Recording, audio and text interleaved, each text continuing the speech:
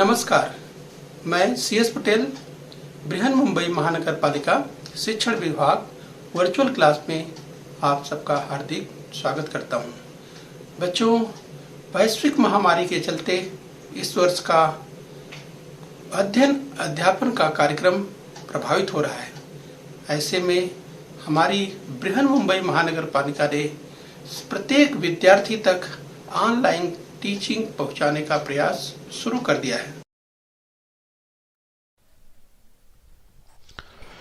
तो बच्चों, कक्षा 7वीं में आज हम पढ़ेंगे इतिहास यानी हिस्ट्री।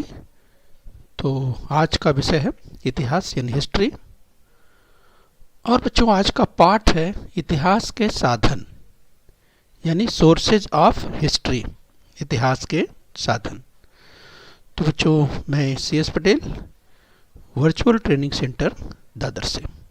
आइए आगे बढ़ते हैं।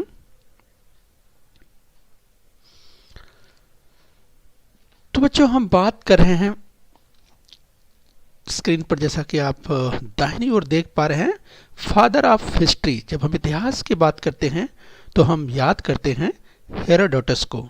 तो बच्चों, Herodotus Greek historian. Herodotus has been called the father of history, an engaging narrator with a deep interest in the customs of the people he described. He remains the leading source of original historical information. तो बच्चों, अगर हम बात करें जो कि Herodotus की बात कर रहे हैं, जिन्हें फादर ऑफ हिस्ट्री यानी इतिहास का जनक कहा जाता है, जो स्क्रीन पर आप देख पा रहे हैं। ये यूनानी साहित्यकार, ग्रीक हिस्टोरियन। तो बच्चों, उनके योगदान के कारण, इतिहास में उनके योगदान के कारण जो है उन्हें फादर ऑफ हिस्ट्री कहा जाता है। तो बच्चों, हम देख पा रहे हैं हेरोडोटस यानी फादर ऑफ हिस्ट्री। तो चलिए इनको याद करते हुए हम आगे बढ़ेंगे। तो बच्चों, इस वर्ष हम मध्यकालीन कालखंड का अध्ययन करेंगे। भारतीय इतिहास में मध्यकाल मोटे तौर पर ईस्वी सन 9वीं शताब्दी से 18वीं शताब्दी के अंत तक माना जाता है। तो बच्चों, हम बात करें 9वीं शताब्दी की, यानी 9वीं शताब्दी से 18वीं शताब्दी के अंत तक माना जाता है। हम बात करें मध्यकालीन कालखंड की बात करें। तो आइए आगे बढ़ेंगे। बच्चों, भूतकाल में घटित घटनाओं के कालक्रम के अनुसार प्रामाणिक और वैज्ञानिक पद्धति के आधार पर दी गई जानकारी को इतिहास कहते हैं। तो बच्चों, घटनाएं जो भूतकाल में घटित हो चुकी हैं, तो घटनाओं के कालक्रम के अनुसार प्रामाणिक और वैज्ञानिक पद्धति के आधार पर दी गई जानकारी को इतिहास कहते हैं। तो आज हम देखने वाले हैं इतिहास के साधनों के बारे में हम और जानकारी प्राप्त करने वाले हैं। तो बच्चों, इतिहास यानी हम हिस्ट्री की बात कर रहे हैं। तो इतिहास की दृष्टि से व्यक्ति, समाज, स्थान और काल, ये 4 अत्यंत महत्वपूर्ण हैं। इतिहास के दृष्टिकोण से देखें बच्चों, व्यक्ति, समाज, स्थान और काल, ये 4 घटक अत्यंत महत्वपूर्ण हैं। इतिहास को विश्वसनीय प्रमाणों पर आधारित होना आवश्यक है। इतिहास को विश्वसनीय प्रमाणों पर आधारित होना आवश्यक है। इन प्रमाणों को ही इतिहास के साधन कहते हैं। यानी ये जो प्रमाण हैं, यही इतिहास के सोर्सेज यानी इतिहास के साधन यानी सोर्सेज ऑफ हिस्ट्री ये कहे जाते हैं। तो इनके बारे में हम विस्तार से आगे देखने वाले हैं। तो बच्चों, हम बात कर रहे हैं इतिहास के साधनों की बात कर रहे हैं। तो जिस ऐतिहासिक घटना का अध्ययन करना है, उससे संबंधित अनेक घटकों का विचार करना पड़ता है। तो बच्चों, जिस ऐतिहासिक घटना का अध्ययन करना है, उससे संबंधित अनेक घटकों का विचार करना पड़ता है। इसके लिए ऐतिहासिक साधनों का आधार लेना पड़ता है। ये ऐतिहासिक साधनों का आधार लेना पड़ता है। इन साधनों की जांच पड़ताल करना आवश्यक है। हम बच्चों बात कर रहे हैं जांच पड़ताल की, यानी ऐतिहासिक साधनों का आधार लेना पड़ता है, यानी कोई भी घटना हो बच्चों, जिस उसकी सत्यता को परखने के लिए, जिस उसकी सत्यता को जानने के लिए, उसके लिए क्या करनी पड़ती है, जांच पड़ताल करनी पड़ती है। तो बस कोई भी यूं ही इतिहास का साधन नहीं बन जाता। तो ये सुन के तथ्यों का पता लगाया जाता है, उनकी प्राथमिकता और सत्यता की पड़ताल करनी पड़ती है। इन साधनों का उपयोग अत्यंत सूझबूझ और विश्लेषणात्मक पद्धति द्वारा करना आवश्यक होता है। तो बच्चों हम बात कर रहे हैं इतिहास के साधनों की, यानी इतिहास यूं ही काल्पनिक रूप में नहीं, बल्कि ये जो तथ्य प्राप्त होते हैं या जिनके बारे में पता लगाया जाता है, ये उसकी प्राथमिकता और उसकी सत्यता की पड़ताल करनी पड़ती है, और साधनों का उपयोग अत्यंत सूझबूझ और विश्लेषणात्मक पद्धति द्वारा इस उसका कह सकते हैं उसे समझना पड़ता है, और उसके लिए ये जरूरी है। तो आइए बच्चों इसी क्रम में हम और आगे देखते हैं। बच्चों इतिहास के साधनों का वर्गीकरण अगर हम देखें तो हम समझने का प्रयास करते हैं कि इतिहास के साधन यानी क्लासिफिकेशन की बात करें, सोर्सेज ऑफ हिस्ट्री, तो सबसे पहले हम देखेंगे भौतिक साधन यानी मटेरियल सोर्सेज की बात करेंगे। उसके बाद दूसरा है लिखित साधन यानी रिटन सोर्सेज, लिखित साधन, और अगला है मौखिक साधन यानी ओरल सोर्सेज। तो इस प्रकार से बच्चों भौतिक साधन की बात करेंगे मटेरियल सोर्सेज, लिखित साधन की बात करेंगे रिटन सोर्सेज, और मौखिक साधन की बात करेंगे ओरल सोर्सेज। और बच्चों अगर आजकल के संदर्भ की बात करें, मॉडर्न की बात करें, तो आजकल तो ऑडियो विजुअल भी उपलब्ध हो गया, जिसके कारण इतिहास को जानने में, इतिहास को समझने में, इतिहास के तथ्यों का पता लगाने में भी काफ़ी मदद मिलने लगी है। राइट, तो आज बच्चों हम आगे बढ़ेंगे और देखने का प्रयास करेंगे भौतिक साधन यानी मटेरियल सोर्सेज की बात हम करेंगे। तो भौतिक साधनों में हम समझने का प्रयास करते हैं, जो मटेरियल सोर्सेज की हम बात कर रहे हैं, यस, तो हम इसे देखेंगे। तो सबसे पहले किले या गढ़ यानी फोर्ट्स की बात करते हैं, किलों की बात करते हैं। तो स्क्रीन पर आप देख सकते हैं, चित्र भी आप देखते चलिए। जिस बच्चे अगर स्मारकों की बात करें, मॉन्यूमेंट्स की बात करें, तो ये तमाम प्रकार के मॉन्यूमेंट स्मारक यहाँ आप देख सकते हैं, जिसमें स्क्रीन पर एक आपको स्मारक दिखाई दे रहा है। जिस भवनों की बात करें तो यहाँ पर आप देख सकते हैं भवन। गुफाओं की बात करें तो यहाँ गुफा आप देख सकते हैं। तो ये आप देख पा रहे हैं भौतिक साधन यानी मटेरियल सोर्सेज को आप देख पा रहे हैं। शिलालेख, ये देखिए शिलाओं पर जो प्राचीन काल में लेखन कार्य किया गया, तो ये देखिए शिलालेख। इसके बाद सिक्के यानी कॉइन्स की बात करें तो देखिए प्राचीन काल में जो सिक्के चलाए गए थे शासकों द्वारा। इसके बाद हम बात कर रहे हैं ताम्रपट, तो देखिए तांबे पर, जो कि तांबे के पत्थर पर लिखा हुआ उकेरा गया, ये आप देख पा रहे हैं। तो बच्चों हम बात कर रहे हैं भौतिक साधनों की, मटेरियल सोर्सेज की, जो स्क्रीन पर आपको दिखाई दे रहे हैं। यानी हम किलों की बात करें, गढ़ों की बात करें, या स्मारकों की बात करें, भवनों की बात करें, गुफाओं की बात करें, शिलालेखों की, सिक्कों या ताम्रपटों की बात करें, तो इस तरह से ये भौतिक साधन अर्थात मटेरियल सोर्सेज में इन्हें शामिल किया जाता है। तो बच्चों भौतिक साधनों में हमने कहा किस तरह से किलों और गढ़ों का महत्व है, इसके अलावा हम समझने का प्रयास करेंगे। बच्चों आइए इसी क्रम में और आगे बढ़ेंगे।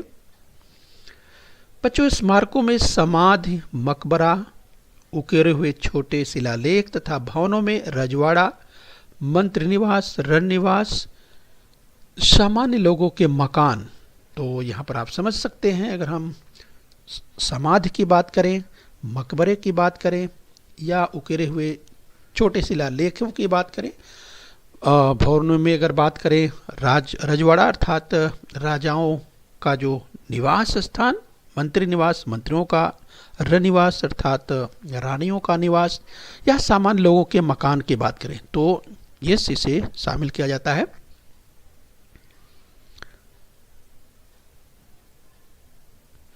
बच्चों, भौतिक साधनों में गढ़ों अथवा किलों का महत्वपूर्ण स्थान प्राप्त है। जैसे अगर गिरिदुर्ग की बात करें तो देखिए, जो पर्वतीय क्षेत्र में जो गिरिदुर्ग का, गिरि का मतलब पर्वत ही होता है, तो ये देखिए गिरिदुर्ग जो कि पर्वतीय क्षेत्र में स्थापित दुर्ग, ये गिरिदुर्ग। आगे देखिए बनदुर्ग, आगे देखिए जलदुर्ग, यस, जो कि समुद्र में स्थित है। और जमीनी किला की बात करें जो कि जमीन पर स्थित है। तो इस तरह से बच्चों गिरिदुर्ग, वनदुर्ग, जलदुर्ग और जमीनी किला यहाँ पर आप देख सकते हैं। तो बच्चों, इसके आधार पर हम ये समझ सकते हैं कि जो हम कालखंड के बोध की अगर बात करें कि जो हम वास्तुकला में उन्नति से परिचय प्राप्त होता है तथा उस कालखंड की आर्थिक स्थिति किस तरह की थी, कला की ऊंचाई की बात करें या निर्माण कार्य शैली और लोगों के जीवन स्तर आदि की जानकारी इन जो है कि वास्तुओं से हमें प्राप्त होती है। तो आइए बच्चों, इसी क्रम में हम और आगे बढ़ेंगे। उकेरे हुए छोटे शिलालेख, उकेरे हुए छोटे शिलालेख की बात करें, वीरगल जो कि स्क्रीन पर आप देख पा रहे हैं। तो बच्चों, ये स्क्रीन पर देखिए उकेरे हुए छोटे शिलालेख वीरगल जो कि बहुत चर्चित है, ये स्क्रीन पर आप देख पा रहे हैं। बच्चों, इतिहास के साधन के रूप में विभिन्न शासकों द्वारा सोना, चांदी, तांबा जैसी धातुओं का उपयोग कर ढाले गए सिक्के बहुत ही महत्वपूर्ण माने जाते हैं और सिक्कों के आधार पर तरह तरह की जानकारियां प्राप्त होती हैं। जैसे बच्चों स्क्रीन पर आप देख सकते हैं कि सिक्कों के आधार पर वो शासक कौन थे, उनका कार्यकाल कब का है रहा होगा, उसकी जानकारी प्राप्त होती है। उनकी शासन व्यवस्था क्या थी, धार्मिक अवधारणाएं क्या थी तथा व्यक्तिगत विवरण आदि की जानकारी प्राप्त होती है तथा साथ ही आर्थिक गतिविधियों की भी जानकारी मिलती है। और इतना ही नहीं बच्चों, उस कालखंड में धातु विज्ञान में कितनी प्रगति थी उसकी भी जानकारी इन इतिहास जो सिक्कों की क्वाइंस की बात करें वो प्राप्त होती है। जैसे बच्चों अगर सम्राट अकबर की बात करें तो सम्राट अकबर के सिक्कों पर जहां राम सीता का चित्र हुआ करता था वो भी देखा गया तथा हैदर अली के सिक्के जो स्क्रीन पर आप देख पा रहे हैं, तो हैदर अली के सिक्के पर आप बाईं ओर आप देख सकते हैं किस तरह से, यहां पर अगर हम आपको दिखाना चाहें तो आप देख सकते हैं ये हैदर अली के सिक्के, अर्थात हैदर अली के काल पर के काल में जो सिक्कों की अगर हम बात करें तो अब बच्चों हैदर अली के सिक्कों पर अंकित शिव पार्वती जो स्क्रीन पर आप देख पा रहे हैं उनकी प्रतिमा दिखाई दे रही है। इससे क्या पता चलता है, इससे धार्मिक समन्वय का पता चलता है, बोध होता है। इसी तरह से पेशवा कालीन के अगर सिक्कों की बात करें तो बच्चों उनके सिक्कों पर अरबी तथा फारसी भाषा का उपयोग किया गया है। यहाँ पर आप देख सकते हैं पेशवा कालीन के सिक्कों की बात करें तो देख सकते हैं अरबी और फारसी भाषाओं का उपयोग किया गया। तो बच्चों इससे उस कालखंड में चलने वाले भाषा व्यवहार का ज्ञान होता है। इस तरह से समरसता की बात करें, सामाजिक समरसता को किस तरह से बनाने का प्रयास किया गया, तो इससे बोध होता है। आइए बच्चों इस क्रम में हम और आगे बढ़ लेते हैं। बच्चों, पत्थर अथवा दीवार पर उकेरे गए लेखों को शिलालेख कहते हैं। तो आप देख सकते हैं बाईं ओर स्क्रीन पर पत्थर अथवा दीवार पर उकेरे गए लेखों को शिलालेख कहते हैं। आइए कुछ और हम आपको चित्र दिखाते हैं जब शिलालेखों की बात कर रहे हैं। नीचे देख सकते हैं दाहिनी ओर अशोक के शिलालेख जो कि बहुत चर्चित हैं, जो स्क्रीन पर आप देख पा रहे हैं। आइए आगे बढ़ेंगे। बच्चों, शिलालेख इतिहास लेखन का अत्यंत महत्वपूर्ण और विश्वसनीय प्रमाण माना जाता है। हम शिलालेख की बात कर रहे हैं। शिलालेख अत्यंत इतिहास का लेखन का के कार्य की बात करें तो इसे महत्वपूर्ण और विश्वसनीय प्रमाण माना जाता है।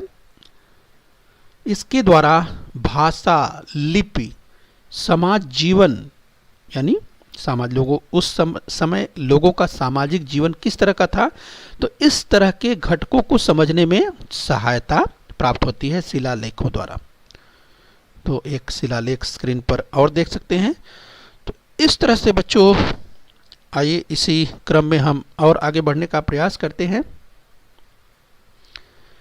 बच्चों यहाँ स्क्रीन पर आप देखिए तंजौर का बृहदेश्वर मंदिर आपको दिखाई दे रहा है। तो बच्चों अगर तंजौर की बात करें तो तंजौर जो कि इस तमिलनाडु राज्य में है, तंजौर का बृहदेश्वर मंदिर जो कि बहुत चर्चित है। और बच्चों इस तंजौर के बृहदेश्वर मंदिर के परिसर में उकेरे गए जो लेख चालुक्य, राष्ट्रकूट, चोल और यादव शासकों के कार्यकाल में उकेरे गए अनेक शिलालेख प्राप्त हुए। बच्चों शिलालेख हमने कहा कि बहुत ही महत्वपूर्ण है, जिसकी हम चर्चा कर रहे थे, जिसके द्वारा भाषा, लिपि, समाज, सामाजिक जीवन जैसे घटकों को समझने में सहायता प्राप्त होती है। तो ध्यान रखिए तंजौर का ये बृहदेश्वर मंदिर जो कि तमिलनाडु राज्य में है, दक्षिण में है भारत में। तो आइए बच्चों आज हमने जो अभ्यास किया है यहाँ पे जिस इतिहास के साधनों के बारे में हम उसका आज आइए थोड़ा सा अभ्यास करते हैं। तो उचित विकल्प चुनकर उत्तर दीजिए। आपके सामने स्क्रीन पर ध्यान से देखिए। भारतीय इतिहास में मध्यकाल मोटे तौर पर ईस्वी सन 9वीं शताब्दी से ये रिक्त स्थान दिया हुआ है, यहाँ तक यानी इस शताब्दी के अंत तक माना जाता है। आपको मिलते हैं 4 विकल्प, मतलब पहला विकल्प है 11वीं, दूसरा 13वीं, तीसरा 18वीं और चौथा है 20वीं। तो बच्चों आपको यहाँ पर से एक विकल्प चुनना है और विकल्प को चुन करके वाक्य को आपको पूरा करना है। तो भारतीय इतिहास में मध्यकाल मोटे तौर पर ईस्वी सन 9वीं शताब्दी से ये कहाँ तक, किस शताब्दी तक के अंत तक माना जाता है। तो बच्चों इसकी चर्चा हमने शुरू में की थी, आपको याद आ गया होगा। तो चलिए अपना उत्तर मिला लीजिए। सही उत्तर है 18वीं, यानी भारत को आप वाक्य को पूरा करेंगे। भारतीय इतिहास में मध्यकाल मोटे तौर पर ईस्वी सन 9वीं शताब्दी से 18वीं शताब्दी के अंत तक माना जाता है। तो चलिए हम उम्मीद करते हैं कि आपने इसे समझ लिया है। आगे देखिए, एक और देखिए, तंजौर का बृहदेश्वर मंदिर टैस टैस राज्य में है। तो बच्चों आपके पास 4 विकल्प हैं यहाँ पे। 4 विकल्प अर्थात पहला विकल्प है पंजाब, दूसरा विकल्प है केरल, तीसरा विकल्प है तमिलनाडु और चौथा विकल्प है बंगाल। तो बच्चों याद कीजिए तंजौर का बृहदेश्वर मंदिर किस राज्य में है, पंजाब, केरल, तमिलनाडु या बंगाल। तो बच्चों इसकी चर्चा हमने कुछ समय पहले ही की थी, तो आपको याद होगा। तो चलिए अपना उत्तर मिला लीजिए। तीसरा जो उत्तर है, तीसरा विकल्प तमिलनाडु, ये सही है। तो हम उम्मीद करते हैं कि आपका उत्तर सही होगा। तो आप लिखेंगे तंजौर का बृहदेश्वर मंदिर तमिलनाडु राज्य में है। आइए आगे बढ़ेंगे। तो बच्चों एक कथन आपके सामने स्क्रीन पर आ रहा है, जरा ध्यान से देखिए और बताइए कि ये कथन सत्य है या असत्य। तो भौतिक साधनों में किलों अथवा गढ़ों को महत्वपूर्ण स्थान प्राप्त है। याद कीजिए हमने इसकी चर्चा की थी। भौतिक साधनों में किलों अथवा गढ़ों को महत्वपूर्ण स्थान प्राप्त है। तो बच्चों ये कथन सत्य है या असत्य, ये आपको याद आ गया होगा कि ये कथन बिल्कुल सत्य है। तो भौतिक साधनों में किलों अथवा गढ़ों को महत्वपूर्ण स्थान प्राप्त है। तो ये कथन बिल्कुल सत्य है। तो बच्चों अगला कथन देखें, निम्नलिखित कथन सत्य है या असत्य बताइए। यदि कथन असत्य हो तो सत्य करके लिखें। तो चलिए बच्चों अगला कथन देखिए, पत्थर अथवा दीवार पर उकेरे गए लेखों को शिलालेख कहते हैं। तो बच्चों ध्यान से सुनिए, कथन है पत्थर अथवा दीवार पर उकेरे गए लेखों को शिलालेख कहते हैं। तो बच्चों क्या यह कथन सत्य है? तो इसकी चर्चा हमने की थी, आपको याद होगा बच्चों। यस, तो तमाम विद्यार्थियों ने उत्तर दे दिया होगा। तो चलिए बच्चों अपना उत्तर मिलाइए। तो बच्चों ये कथन बिल्कुल सत्य है। तो चलिए बच्चों इसी क्रम में एक और कथन हम देखेंगे, आगे ध्यान से देखिए। तो चलिए बच्चों अगला कथन देखिए, निम्नलिखित कथन सत्य है या असत्य बताइए। यदि कथन असत्य हो तो सत्य करके लिखिए। तो चलिए बच्चों कथन देखिए, अगला कथन है, ध्यान से देखिए। तीसरा कथन, इतिहास की दृष्टि से व्यक्ति, समाज, स्थान और काल ये चार घटक अत्यंत महत्वपूर्ण है। तो बच्चों इसकी चर्चा हमने की थी, हम पॉइंट आउट कर देते हैं, जरा ध्यान से देखिए। इतिहास की दृष्टि से व्यक्ति, समाज, स्थान और काल। तो देखिए बच्चों जिसकी चर्चा हो रही है, इस व्यक्ति, समाज, स्थान और काल, ऐसा कहा जा रहा है इस कथन में कि ये चार घटक अत्यंत महत्वपूर्ण हैं। तो बच्चों क्या यह कथन सत्य है, याद कीजिए, या असत्य है? तो तमाम विद्यार्थियों को याद आ रहा होगा कि बच्चों इस पे हमने चर्चा की थी। यस, आपको याद आ रहा होगा हमने इस पे चर्चा की थी। इतिहास की दृष्टि से, फिर से कथन को सुनिए ध्यान से, इतिहास की दृष्टि से व्यक्ति, समाज, स्थान और काल ये चार घटक अत्यंत महत्वपूर्ण हैं। ये कथन में ऐसा कहा जा रहा है। तो क्या यह कथन सत्य है अथवा असत्य? इस बच्चों में याद कीजिए।